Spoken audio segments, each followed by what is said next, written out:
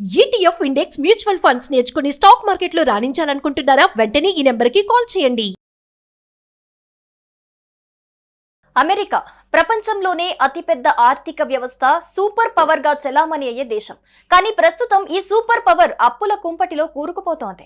36 trillion డాలర్ల అప్పుతో America ఊగిసలాడుతోంది. ప్రతి 3 నెలలకు ఈ అప్పు $1 ట్రిలియన్ పెరుగుతోంది. అసలు భారీ రుణం ఎవరిస్తున్నారు?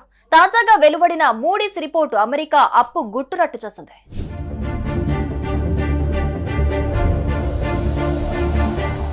ప్రపంచ ఆర్థిక వేదికలపై అమెరికా హవా ఎప్పుడు నడుస్తుంది. కానీ గ్లోబల్ రేటింగ్ ఏజెన్సీ మూడీస్ ఇటీవల అమెరికా సావరిన్ రేటింగ్ ను AAA నుంచి AA1 కి దించేసింది. కారణం మితిమీరిన అప్పులు. IMF నివేదిక ప్రకారం అమెరికా అప్పు 3,096 లక్షల కోట్లు, అంటే $36 ట్రిలియన్. ఇంత భారీ అప్పు ఎక్కడి నుంచి వస్తోందని ఆలోచిస్తున్నారా? దీనికి ప్రపంచంలోని చాలా దేశాలు కారణం. అంతేందుకు, అమెరికాకు అప్పు ఇచ్చే జాబితాలో ఇండియా కూడా ఉందంటే ఆశ్చర్యం కలగక మానదు.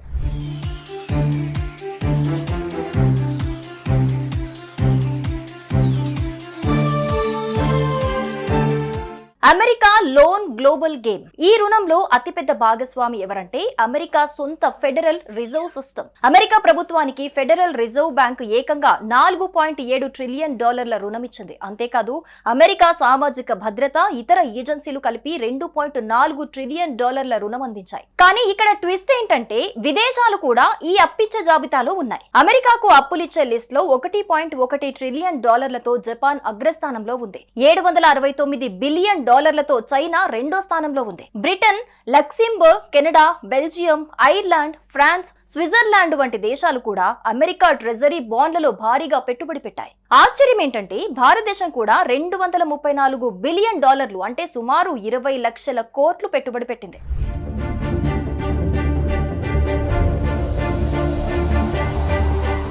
ఇక్కడ అమెరికా ట్రెజరీ బాండ్ల రూపంలో పెట్టుబడి అంటే అప్పిచ్చినట్లే లెక్క. దీన్ని బట్టి చూస్తే భారత్ కూడా అమెరికాకు అప్పిస్తోంది. అమెరికా అప్పు సేకరించే ప్రాసెస్ లో ట్రెజరీ బాండ్ల విధానం పాటిస్తోంది. ఇందుకు అమెరికా ప్రభుత్వం ట్రెజరీ బాండ్లను జారీ చేస్తుంది. ఈ బాండ్లు ప్రపంచంలో అత్యంత సురక్షితమైన పెట్టుబడిగా చెలామణి అవుతాయి. దీంతో దేశాలు, సంస్థలు, పెట్టుబడిదారులు ఈ బాండ్లను కొనుగోలు చేస్తారు. అమెరికా వీటిని వడ్డీతో తిరిగి చెల్లిస్తోందని హామీ ఇస్తోంది. కానీ అప్పు ఇంత వేగంగా పెరిగిపోతుంటే అమెరికా కొంప మునిగిపోతుంది అని అంటారా?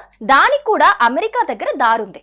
అదే ట్రెజరీ బాండ్ల ద్వారా కొత్త రుణాలు తీసుకుంటూ పాత రుణాలను తీర్చే వ్యూహం. సింపుల్ గా చెప్పాలంటే ఉన్న అప్పును తీర్చడానికి కొత్త అప్పు చేస్తుంది. కానీ ఈ వడ్డీ చెల్లింపులు, పెరుగుతున్న అప్పు భారం అమెరికా ఆర్థిక వ్యవస్థను ఒత్తిడిలోకి నెట్టేస్తున్నాయి. ఇలాంటి పరిస్థితుల్లో ఉన్న అమెరికా ఇప్పుడు ప్రపంచ దేశాలపై టారిఫ్ యుద్ధానికి దిగింది. ట్రంప్ టెంపర్ రూల్స్ పాలసీలతో అమెరికాను నట్టేట ముంచేసేలా ఉన్నారు. అప్పుల భారంతో తీవ్ర ఇబ్బందులు పడుతున్న అమెరికా ఆర్థిక వ్యవస్థపై ఖచ్చితంగా తీవ్ర ప్రభావం పడుతుంది.